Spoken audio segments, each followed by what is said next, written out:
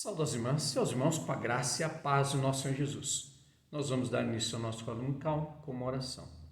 Senhor Deus, obrigado por mais esse momento na Tua presença, onde através da oração podemos pedir a atuação do Teu agir através do Seu Santo Espírito. Onde quer que estejamos, pedimos a Tua graça e a Tua bênção para esta lição que vamos estudar agora, baseada na Tua Palavra. Te agradecemos no nome do Teu Filho Jesus. Amém. O texto bíblico base para o nosso estudo hoje é Gênesis 41, versículos 37 a 57. Como o texto é longo, as irmãs e irmãos já tiveram a oportunidade de lerem antes. O tema da lição de hoje é família e crise financeira. Você já deve ter ouvido o ditado: dinheiro é um bom servo, mas um péssimo patrão. Esta é uma verdade, principalmente para aquelas pessoas que não planejam, não se organizam financeiramente e não têm controle de seus gastos. A vida financeira de uma família também é uma área que requer cuidados especiais para o bom andamento e harmonização do lar. Essa é uma grande verdade. Hoje, o dinheiro, a falta dele ou a dificuldade de cobrir os gastos tem trazido graves consequências às famílias hoje. E pelo menos 60% da população brasileira hoje tem dívidas e acaba empurrando mais para frente pela dificuldade. A inflação, a crise econômica mundial, também nacional, tem afetado a sociedade brasileira, a cada um de nós. E como membros da igreja, nós também somos afetados, porque nós vivemos no mundo como todas as pessoas à nossa volta. Fundamento bíblico. A história de José é bastante conhecida.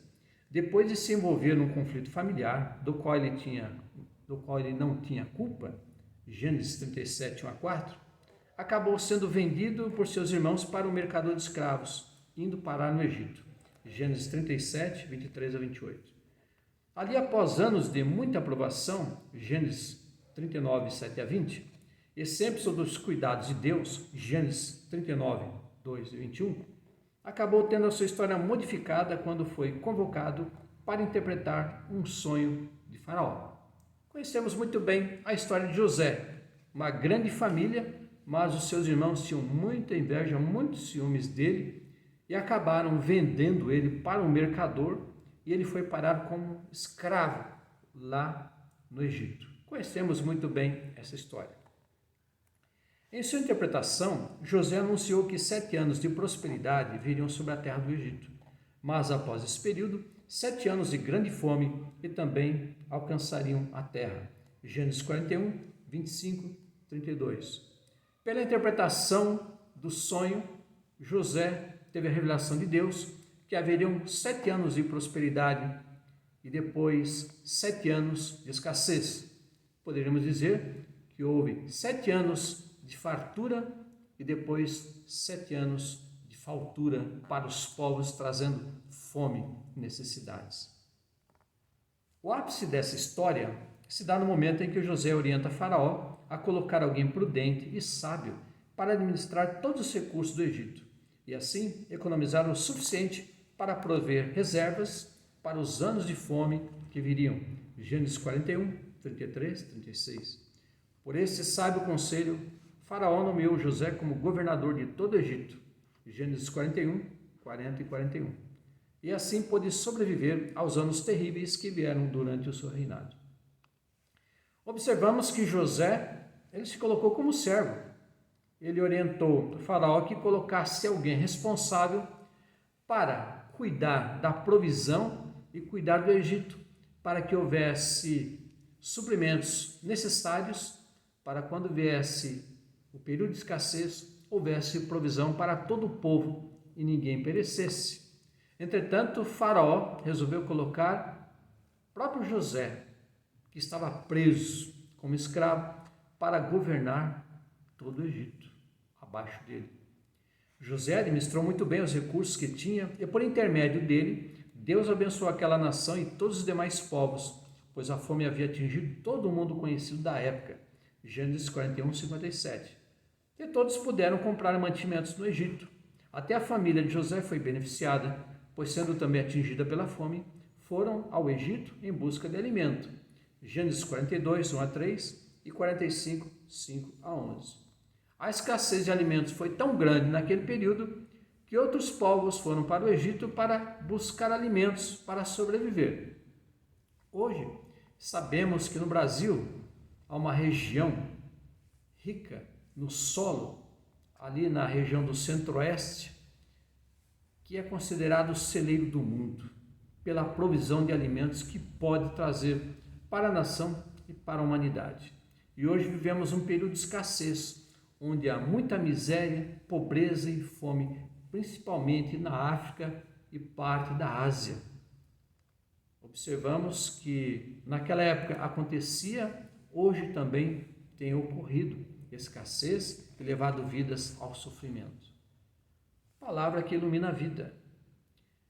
Falar de finanças em relação à família é sempre um tema complicado, pois cada família tem suas necessidades próprias, além das eventualidades, e por que não dizer escolhas e desejos, que nem sempre são tão importantes, mas geralmente responsáveis por parte dos nossos problemas financeiros.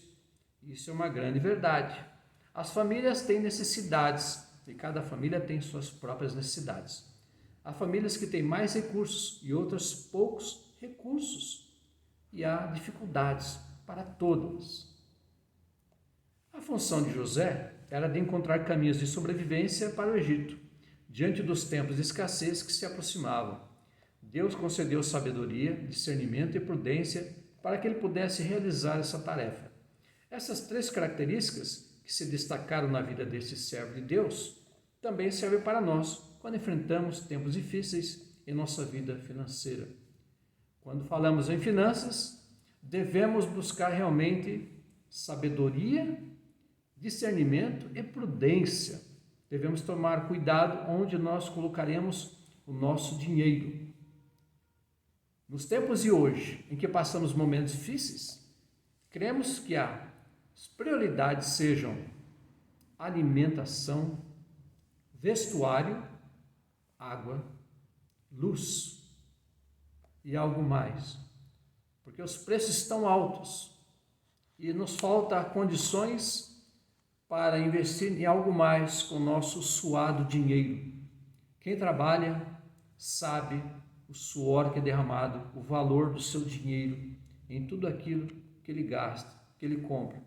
Então devemos tomar um cuidado com coisas supérfluas, aquilo que poderá não nos ajudar em nossas primeiras necessidades. A primeira atitude de José foi fazer um levantamento de todos os recursos que ele possuía. Era José da idade de 30 anos quando se apresentou a Faraó, rei do Egito, e andou por toda a terra do Egito. Gênesis 41, 46.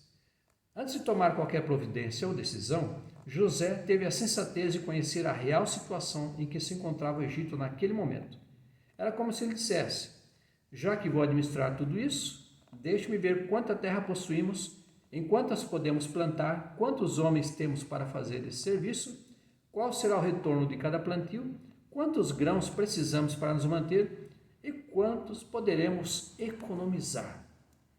José teve essa sensatez, conhecer a região, saber da mão de obra necessária e o que poderia ser feito e também onde guardar a provisão para que quando chegasse o momento da escassez, ninguém passasse necessidade nem fome. José teve sensatez. Nós devemos fazer o mesmo. Antes de receber o nosso suado dinheiro, vamos fazer uma lista onde nós vamos colocar o nosso dinheiro e evitar o supérfluo, evitar o que não será essencial para a nossa vivência e sobrevivência. Diante das situações complicadas em nossa vida financeira, fazer um levantamento dos recursos que possuímos, bem como das despesas e dívidas, nos ajudarão a melhor organizar o nosso futuro. Isso é uma verdade. Devemos tomar um cuidado muito grande com o nosso dinheiro, principalmente com dívidas. Nós sabemos que entrar no limite do cheque especial, fazer empréstimos, pedir emprestado, deve ser em último caso, porque se está difícil pagar o que recebemos, vai ser mais difícil ainda depois repor valores que não estavam programados em nosso salário. Devemos tomar um cuidado muito grande. Se for para entrar no especial ou fazer um empréstimo, algo nesse sentido, para comprar um eletrodoméstico, algo que seja supérfluo, é melhor não fazê-lo. Devemos deixar o nosso suado dinheiro, nossos recursos financeiros, para a nossa vivência e sobrevivência. Primeiras necessidades. Outras necessidades, sendo supérfluas, deixemos de lado para momentos oportunos e quando houver realmente necessidade. A segunda atitude de José foi planejar. E ajuntou José todo o mantimento que houve na terra do Egito durante os 7 anos e o guardou nas cidades, o mantimento do campo ao redor da cidade. Foi guardando na mesma cidade. Assim, ajuntou José muitíssimo cereal, como a areia do mar, até perder a conta, porque ia além das medidas. Gênesis 41, 48 a 49. Para vencer a crise no Egito, houve um planejamento. José precisou guardar o suficiente para 7 anos e, para não errar o cálculo, se preveniu e guardou a mais. Sabiamente economizou o que sobrava, pensando no futuro, onde poderiam faltar esses recursos. Essa prudência o levou a abrir os seus celeiros em tempo oportuno. Gênesis 41, 56. E vender do que tinha, sem ter medo de que faltasse depois. José, ele soube planejar. Devemos buscar fazer o mesmo. Da mesma forma que nós trazemos à casa do Senhor nossos dízimos, que é 10%, e nós sabemos que não nos faltará, porque é um valor programado, é um valor que nós buscamos honrar o nosso voto, o nosso compromisso de sustento da obra do Senhor, não apenas com nossas orações e presença voluntária, mas também com recursos financeiros. Nós temos essa experiência, um testemunho de vida que nunca nos faltou o valor para nós trazermos o dízimo na casa do Senhor. Devemos também nos planejar antes do mês acabar, antes de nós recebermos, onde nós vamos colocar o nosso suado dinheiro. Pagar a conta da água, da luz, do telefone, o gás, alimentação, vestuário, e aí depois o que sobrar, vamos fazer o possível para guardar um pouco, pensando também no futuro. Há pessoas que dizem o seguinte: eu não vou guardar nada para o futuro porque de repente eu morro e vai ficar aí. Irmãos e irmãs, muitas pessoas hoje, se tivessem tido uma outra visão, guardado um pouquinho todo mês, em momentos difíceis, elas teriam onde encontrar um valor que não será necessário utilizar valor de cheque especial, nem pegar empréstimo, nem estourar o limite do cartão de crédito.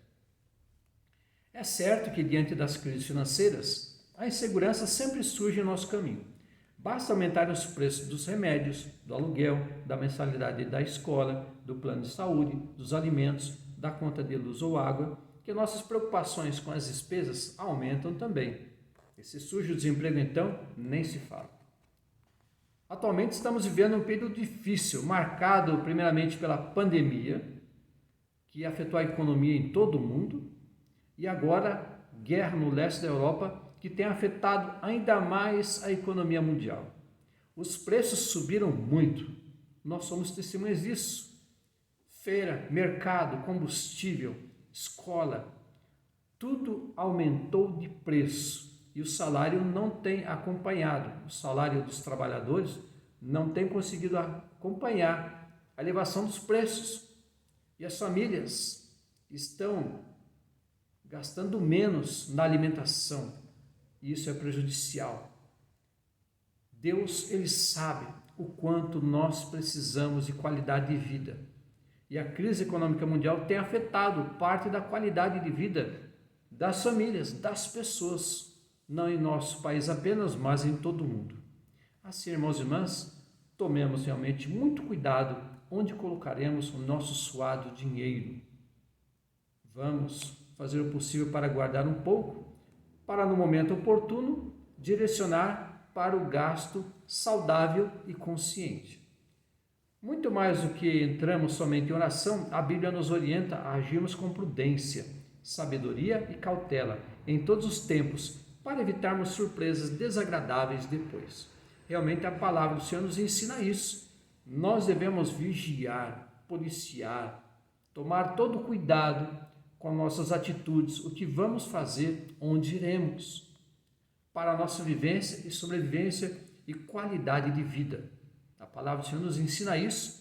Devemos nos programar, nos planejar, nos preparar, nos conscientizar a cada momento. E sempre perguntar, quando estivermos em algum lugar, eu preciso disso? Isso é realmente necessário? Conclusão. Lidar com os nossos problemas financeiros da família não tem nada a ver com o eu, mas sim com nós. Toda família precisa estar ciente de suas necessidades e principalmente das dificuldades. Estabelecer um diálogo em que se oriente sobre a participação de todas as pessoas é muito importante para encontrar possíveis soluções. E lembre-se do exemplo a ser dado para seus filhos e filhas. Ensine-os desde cedo a pensar na vida financeira e mostre a importância da economia e de não fazer gastos sem antes refletir sobre a sua real necessidade. Hoje vivemos um momento em que a família deve se sentar à mesa e dialogar, não ficar no monólogo, mas dialogar. Dizer, gente, essas são as nossas despesas mensais. O que cada um pode ajudar, contribuir, para que não sobrecarregue uma pessoa ou duas, mas possamos compartilhar, dividir. Esse é um desafio. A palavra do Senhor ensina isso e é o que devemos fazer. É cômodo deixar alguém pagar o cafezinho e nós ficarmos usufruindo. O lógico é partilharmos o pão, partilharmos os gastos e despesas, para não pesar para uma pessoa ou duas apenas. Para ajudar, você pode manter um plano financeiro. A maioria das pessoas acredita que seus problemas financeiros resultam delas não ganharem o suficiente, mas é preciso considerar que muitas vezes o problema não é o quanto ganham, e sim como administram o que ganham. Perceba que na vivência cristã, prosperidade financeira depende de 3 coisas: trabalho, boa administração financeira e fidelidade a Deus. Dessa forma, o problema hoje não é o valor do salário, o valor do dinheiro que a pessoa recebe. O problema é como ela o administra. A pessoa começar a se envolver em muitas dívidas, gastar para todo lado, o salário não vai comportar.